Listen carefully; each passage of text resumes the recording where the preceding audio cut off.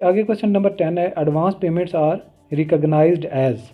जो advance payments हैं वो आपकी advance payments are recognized as, ये ऑप्शन इसमें है ए जो लिखा हुआ है ये ठीक नहीं है, क्योंकि जो आपने जो अभी तक आपने लेने होते हैं पैसे वो आपके रिसीवेबल होते हैं, यानी कि एडवांस पेमेंट नहीं बल्कि जो आपने पेमेंट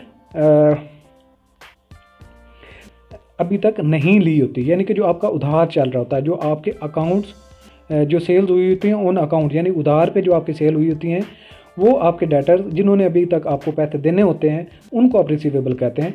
तो इसने जो ऑप्शन लिखा है ए ये गलत है, ये होगा none of these. Question number 11 है, what from the following is not a current asset. जो ऑप्शन ये दिए गए हैं इनमें से करंट एसेट कौन सा है। आपको पहले ये बताता हूँ करंट एसेट कौन से होते हैं। वो एसेट्स जिनको आप एक साल के अंदर अंदर कैश में ट्रांसफ़र कर सकते हैं, कैश में कन्वर्ट कर सकते हैं, वो आपके होते हैं करंट एसेट्स। अब देखें इसमें इन्वेंट्री भी आप कर सकते हैं, ये भी कैश में दूसरा आ जाती है। करंट एसेट में कैश भी और ट्रेड रिसीवेबल भी करंट में होते हैं। तो आपका ऑप्शन ए बच जाता है जो कि पेटेंट राइट्स है। पेटेंट राइट्स आपका लॉन्ग टर्म एसेट होता है और ये करंट एसेट में नहीं होता। आगे क्वेश्चन नंबर है 12, what from the following is not और नॉन करंट एसेट। इन ऑप्शन में से नॉन करंट एसेट कौन सा नहीं है। Non current asset mean long term asset. तो ये सारे कैपिटल, प्रॉपर्टी, पेटेंट राइट्स ये लॉन्ग टर्म एसेट्स हैं और इन्वेंट्री जो है ये आपकी शॉर्ट टर्म एसेट है, करंट एसेट है। क्वेश्चन नंबर 13 है, what from the following is और not tangible asset. In option में दिए गए कौन से आपके टेंजिबल एसेट्स नहीं हैं। टेंजिबल एसेट्स वो होते हैं जिनको हम टच कर सकें। तो नॉट टेंजिबल का मतलब क्या होगा कि ऐसे एसेट्स जो टेंजिबल नहीं हैं, यानी कि जिनको आप टच नहीं कर सकते। तो पेटेंट पहला ऑप्शन है पेटेंट राइट्स, उनको भी टच नहीं कर सकते। गुडविल उसको भी नहीं टच कर सकते। और लैंड जो है इसको आप देख सकते हैं, टच कर सकते हैं और ये मटेरियल फॉर्म में होती है। तो आपके ऑप्शन हो जाएंगे 1 और 2। तो इन्होंने आगे ए बी सी ऑप्शन दिए, तो आपका सी ऑप्शन ठीक है, 1 और 2 ओनली। आगे क्वेश्चन नंबर 14 है जी, a machine price was $1000 and was carried through a truck. एक मशीन की कीमत थी $1000 और ट्रक से लाई गई। The truck's fares were $500। The engineer charge $500 for the installation. The cost of the machine is. आपको ये बता दूं कि मशीन ख़रीद कर ला कर उसको लाने का खर्चा, उसको इंस्टॉल करने का खर्चा, जब तक वो चालू नहीं हो जाती उससे पहले जितने भी खर्चे होते हैं वो आपके मशीन की कॉस्ट में आते हैं। तो ये हमने उसमें ऐड कर देना है। तो आपका ये कितना हो जाएगा, 1000 + 500 1500। तो इसका ऑप्शन सी लिखा हुआ है जो कि गलत है, सॉरी ठीक है, 2000 ठीक है बनता है। 1000 की वो कॉस्ट है और 500 उसकी कैरेज चार्जेस हैं और 500 इंस्टॉलेशन, 2000। सी ऑप्शन ठीक है। क्वेश्चन नंबर आगे आता है 15, depreciable amount equal to. Depreciable amount किसके बराबर होती है, cost of an asset minus residual value. ठीक है, जो एक एसेट की रेजिडुअल वैल्यू होती है यानी कि जो उसकी एंड पे बच जाती है डेप्रिसिएशन चार्ज कर लेने के बाद, वो उसकी कॉस्ट ऑफ डेप्रिसिएशन बाकी बच जाती है। Cost of an asset minus residual value is equal to depreciable amount, B option है। 16 है question, the accounting process of allocation cost of intangible asset is called amortization. The accounting process of allocation cost of intangible asset is called amortization. हाँ ठीक है, जो आपके copy rights वगैरह होते हैं, पेटेंट राइट्स वगैरह होते हैं, उसकी जो वैल्यू आप आहिस्ता आहिस्ता डिक्रीज़ करते हैं और उसको आप बुक्स में चार्ज करते हैं, तो उसको आप क्या कहते हैं, amortization. The process of recognising consumption of natural resources. अब देखें जो पेटेंट राइट्स वगैरह होते हैं उनको जो हम कास्ट उनकी कम करते हैं, उसको जो चार्ज करते हैं उसको एमोर्टाइजेशन कहते हैं। मशीन वगैरह जो होती है उसकी जो वैल्यू को हम यूज़ करते जाते हैं और जो डेप्रिसिएशन जिसको हम कहते हैं वो होती है डेप्रिसिएशन।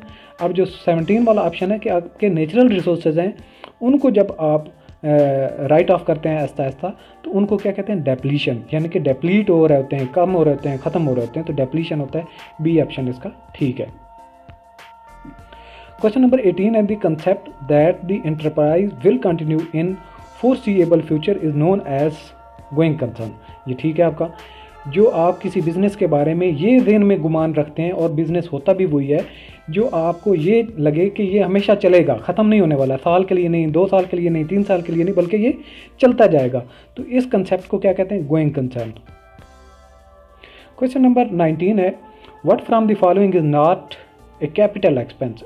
फॉलोइंग जितने एक्सपेंसेस दिए गए उनमें कौन से ऐसा एक्सपेंस है जिसको हम कैपिटल एक्सपेंस नहीं कहेंगे? तो purchase of property capital expense है, purchase of office equipment capital expense है, replacement of vehicle capital expense है, रिपेयर ऑफ व्हीकल ये कैपिटल एक्सपेंस नहीं है, ये रेवेन्यू एक्सपेंस है। क्वेश्चन नंबर 20 आ जाता है an item of equipment cost $300,000 यानी कि 3 लाख एक इक्विपमेंट जिसकी कॉस्ट है 3 lakh and has a residual value of 50,000 at the end of its expected useful life of the year, what is depreciable amount? देख लें पहले भी जो बात हुई कि जितनी एक एसेट की वैल्यू होती है माइनस उसकी रेजिडुअल वैल्यू निकाल दी जाए तो उसकी अमाउंट जो आती है डेप्रिसिएबल होती है। तो 3 लाख में से 50,000 निकालेंगे तो 2,50,000, तो ऑप्शन बी जो है ये इसका है आंसर। क्वेश्चन नंबर 21 है the expected disposal value of an asset after deducting disposal cost at the end of its expected useful life is called residual value. यानी कि आप जब डेप्रिसिएशन वगैरह चार्ज कर लेते हैं, मशीन को यूज़ कर लेते हैं, तो उन पे एंड पे जो उसकी वैल्यू बचती है, उसकी जो कास्ट बचती है, उसको हम क्या कहते हैं? Residual value. क्वेश्चन नंबर 22 है the figure that appears in the statement of financial position after the depreciation is known as.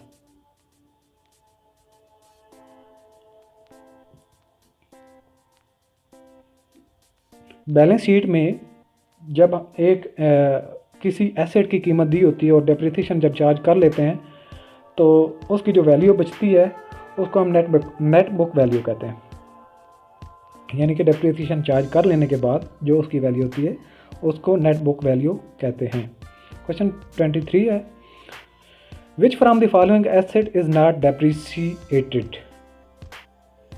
जो फॉलोइंग एसेट्स हैं इनमें कौन से डेप्रिसिएशन चार्ज नहीं करते? Advances land machinery. एडवांसेस ऐसा ऑप्शन है जिस पे हम डेप्रिसिएशन चार्ज नहीं करते। ये जो ऑप्शन इसका सी लिखा है गलत है, इसका ऑप्शन बनता है ए 1 ओनली, यानी कि ऑप्शन नंबर 1 ओनली ठीक है। क्वेश्चन नंबर 24 है depreciation is normally charged as. Depreciation को हम नॉर्मली क्या चार्ज करते हैं? As expense.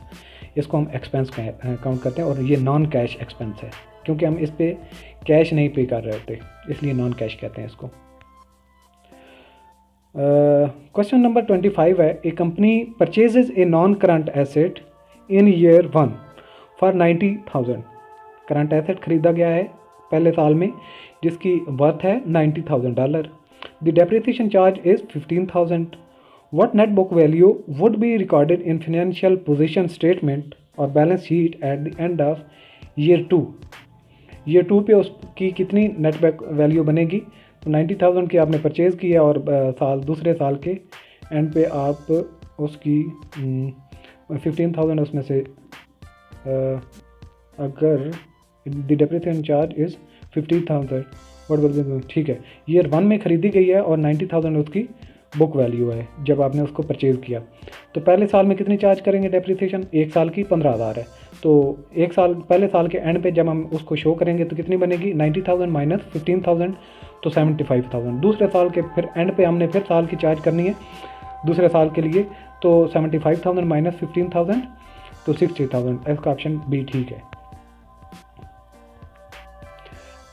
आगे ये पेपर रूल में से आई थिंक क्वेश्चन है all procurement opportunities over rupees should be advertise in the newspaper 2 million, यानी कि 20 लाख से जो ज़्यादा की अमाउंट होगी उसको हमने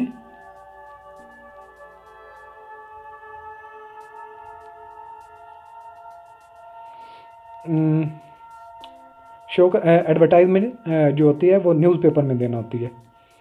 द प्रोक्योरमेंट, ये हम पेपरा रूल में पढ़ेंगे सारी की सारी चीज़ें डिटेल में। The procurement opportunities over 2 million rupees should be advertise in at least कितने अखबारों में, 2 में, एक इंग्लिश होनी चाहिए एक उर्दू होनी चाहिए, 2 newspaper.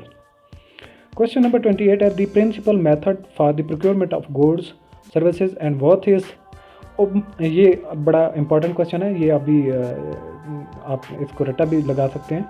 The principal method of procurement of goods services and works is open competitive bidding, यानी कि जो मेन मेथड ऑफ प्रोक्योरमेंट है कोई भी चीज़ खरीदने का, वो सबसे तरीक़ेकार है कि ओपन बिडिंग, यानी कि आप बिडिंग करें उसकी, कोई भी उसमें पार्टिसिपेट कर सकता है, तो ये प्रिंसिपल मेथड है, मेन मेथड है।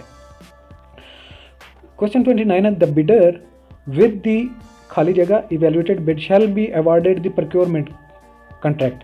तो ये बेसिक रूल है कि जिसकी लोएस्ट कास्ट होगी, जो आपकी रिक्वायरमेंट पूरी करता है टेक्निकली, और वो आपकी रिक्वायरमेंट जो आपकी स्पेसिफिकेशन है, चीज़ जो आप परचेज़ करना चाहते हैं, उसमें जितने पार्टिसिपेट कर रहे हैं, जो स्पेसिफिकेशन आपकी रिक्वायरमेंट के हिसाब से दे रहा है और वो उस बिडिंग में पार्टिसिपेट कर रहा है और उसकी कास्ट कम है, तो जिसकी सबसे कम होगी उसको आप ऑर्डर अवार्ड करेंगे। क्वेश्चन 30 है where needed the procuring agency shall require the successful bidder to furnish a performance guarantee which shall not exceed खाली जगह ऑफ द कॉन्ट्रैक्ट, कितनी, 10% ऑफ द कॉन्ट्रैक्ट, यानी कि जो आपकी परफॉर्मेंस गारंटी है वो 10% होती है ऑफ द कॉन्ट्रैक्ट। 31 है the bids for the procurement opportunities shall be submitted in an package और पैकेजेस, सील्ड पैकेज, जो आपकी बिड्स आएंगी वो सील्ड होनी चाहिए, बंद होनी चाहिए, खुली नहीं होनी चाहिए, ना ट्रांसपेरेंट हो। 32 है where the procuring agency require the bidders to furnish a bid security, the bid security should not exceed 5%। तो जो बिड सिक्योरिटी होती है, सिक्योरिटी फीस अगर आप किसी सप्लायर से लेना चाहते हैं, बिडर से लेना चाहते हैं, तो 5% से ज़्यादा अमाउंट नहीं होनी चाहिए। 33 है all bid shall be open publicly, यानी कि ये प्राइवेटली, रैंडमली या सीक्रेटली नहीं आपने खोलनी होती, बल्कि सबके सामने खोलनी होती हैं, तो ये ऑप्शन डी है इसका, ठीक है। 34 है there are procedures of open bidding, open competitive bidding, तो ये हम डिटेल में पढ़ेंगे इंशाल्लाह पेपरा रूल्स में, और हो सकता है पेपरा रूल्स ये हम सबसे पहले स्टार्ट करें। ये बेसिकली थोड़ा सा कंफ्यूजिंग भी होता है, इंपॉर्टेंट भी होता है, लेकिन आप इसका शॉर्ट सिलेबस होता है, हम जल्दी इसको कवर भी कर लेंगे, लेकिन इसको जब आप ग्रिप कर लेते हैं तो 10 क्वेश्चन आपके पक्के इसमें से आते हैं, 10 मार्क्स का तो पक्का आपका हो जाता है, तो इसलिए हम इसी से स्टार्ट करेंगे। तो जब ये आप पढ़ लेंगे तो आपको सारी की सारी चीज़ें बड़ी क्लियर अच्छे तरीके से याद हो जाएंगे। देयर आर प्रोसीजर, ये 34 था और इसका ऑप्शन सी ठीक है। क्वेश्चन 35 है the main open competitive bidding procedure is single stage 1 envelope bidding. अभी यहाँ पे ये इतना ही रखें, फिर जब हम डिटेल में पढ़ेंगे तो फिर मैं आपको याद भी करवा दूंगा कि ये क्या आता है। 36 है where alternative technical proposal are possible the bidding process used is 2 stage 2 envelope bidding procedure. 37 है where the bids are to be evaluated on technical and financial grounds and price is taken into account after technical evaluation, the bidding process is used is single stage 2 envelope procedure। 38 है in large and complex contracts where technically unequal proposals are likely to be encountered or there are 2 or more equally acceptable technical solution available to the procuring agency, the bidding process used is 2-stage bidding procedure। 39 है any bidder feeling aggrieved by any act of the procuring agency may lodge a written complaint concerning his grievances not later than days after the announcement of the bid evaluation report। तो 15 दिन उसके होते हैं, उसके अंदर वो complaint कर सकता है। क्वेश्चन 40 है the committee shall investigate and decide upon complaint with in days of the receipt of the complaint. जो कमेटी बनती है प्रोक्योरमेंट के लिए, प्रोक्योरिंग एजेंसी जो होती है वही बनाएगी, उसने the committee shall investigate and decide, तो within days of the receipt of the, तो उसके पास जो कमेटी होती है जब उसके पास कंप्लेंट रिसीव हो जाती है तो उसने 15 दिनों के अंदर उस पर इन्वेस्टिगेशन और उसने कंप्लीट रिपोर्ट आउट करना होता है और उसको सोल्यूशन निकालना होता है और डिस्पोज ऑफ करना होता है। यहाँ तक नेक्स्ट पार्ट में हम ग्रेजुअली स्टार्ट करेंगे सिलेबस को ही, और मुझे कोई इंपॉर्टेंट अगर जो क्वेश्चन मिलते हैं साथ साथ में मैं उनकी प्रैक्टिस भी आपकी करवाया करूँगा। अभी यहाँ तक ही लेक्चर को ख़त्म करते हैं। इंशाल्लाह मिलेंगे नेक्स्ट लेक्चर में। तब तक के लिए अल्लाह हाफिज़।